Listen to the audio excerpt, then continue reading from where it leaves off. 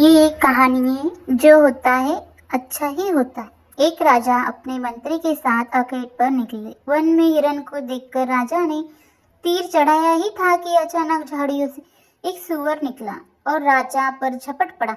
इस अफरा तफरी में राजा की उंगली तीर की नोक से कट गई। खून बहने लगा और राजा पीड़ा से व्याकुल हो उठा। मंत्री ने शांत स्वर में कहा, राजन, ईश्वर जो करता है अच्छे के लिए ही करता है। राजा को यह बात अच्छी नहीं लगी। क्रोध में आकर उन्होंने मंत्री को उसी समय अलग रास्ते पर जाने का आदेश दे दिया। मंत्री ने बिना विरोध के आज्ञा स्वीकार की और दूसरी दिशा में चला गया। कुछ आगे बढ़ते ही राजा को वनवासियों ने घेर लिया। वे राजा को पकड़कर अपने सरदार के पास ले गए और बलि देने की तैयारी करने लगे। तभी पुजारी की नजर राजा की कटी हुई उंगली पर पड़ी। उसने कहा, इस राजा का अंग भंग है, इसकी बलि स्वीकार नहीं की जा सकती। राजा को जीवनदान मिल गया। तब उन्हें तुरंत अपने मंत्री की याद आई और अपनी भूल का एहसास हुआ।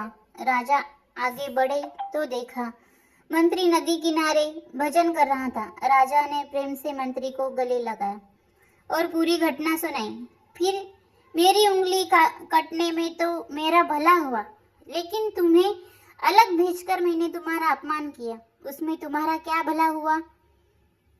मंत्री मुस्कुराया और बोला, राजन, यदि मैं आपके साथ होता तो मेरी उंगली सही होती और वनवासी मेरा ही बलि दे देते।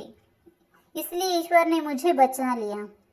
तब राजा समझ गया, ईश्वर जो करता है वह सच में अच्छे के लिए ही करता है, बस हम उसे तुरंत समझ नहीं पाते।